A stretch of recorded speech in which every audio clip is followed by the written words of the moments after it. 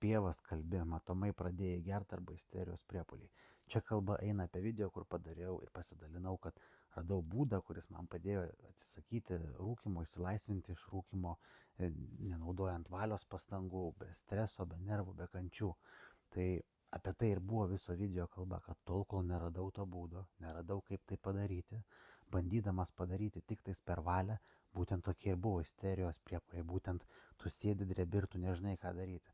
Ir aš sėdėdamas galvojau, kaip tai gali būti, man tiesiog nenešė protas, kaip gali būti, kad, pavyzdžiui, aš galiu pasirinkti 3 paras nevalgyti, o negaliu pusę paros nerūkyti, mane pradeda laužyti ir ant kiek reikia parūkimo, reikia dozės, reikia nikotino.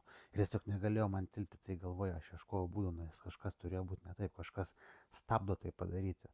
Nes, pavyzdžiui, gimėm, pradėjome valgyti, rūkimai tik paskui atsirado. Jeigu tai būtų vien įpratimas, tai nepavyktų ir to padaryti. Tai reiškia, ne tas yra. Ir kai radau tą būdą, tiesiog pakeičiau įsitikinimą pasąmonėje, įsitikinimus, kurie mane ribojo šitą, kad rūkyti mesti yra sunku ir taip toliau. Ir viskas, sekančią dieną aš neberūkiau ir nebejaučiau viduje kančios. Nebebuvo kas mane laikytų, kas verstų rūkyti, tiesiog išnyko tai iš manęs. Ir mane tai taip įkvėpė, kad tiesiog parašiau knygą apie tai, kaip tai padariau, kas tai vyko, kokią metodiką ir taip toliau, ir taip toliau, ir taip toliau. Tai va, tai esmė tame, kad tos būdus pavyko pritaikyti ir kitiems dalykams, va, priešingai negu tu čia ką kalbi. Reiškia, pavyko atsisakyti ir alkoholio visiškai, pavyko atsisakyti kavos, vėliau pavyko atsisakyti iš visų kofeino rūšių, tai juodos arbatos, žalios arbatos, energetinių gėrimų.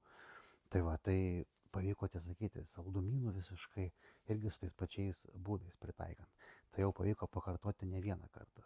Taip, kad tai, ką tu čia sakai, tai ir vyksta tada, kai tu bandai padaryti per valią, o ne per sąmoningą supratimą, kodėl tu tai darai, ir per įsitikinimo pakeitimą. Be abejo, kaip tau nebus šitie dalykai, jeigu tu bandai kovoti su savim pačiu, sąmonė prieš pasąmonę bando kovoti, protas bando kovoti prieš širdį, kaip tu kitaip, jeigu tu eini į kovą, tai visada nebus malonu, arba tu gali susivokti, tai paleisti ir eiti harmoningai. Ką ir pavyko padaryti. Kaip ir sakiau, mane tai taip įkvėpė, nes aš taip pat, kaip ir šitas žmogus parašęs, netikėjau, kad tai galima būti įmanoma. Būtų kas nors pasakę, kad taip įmanoma, būčiau sakęs, tu tik tais nebespank, kaip taip gali būti. Tai va, tai tokia ta istorija. Taip, kad žinok, gali būti visai kitaip. Sėkmės jums.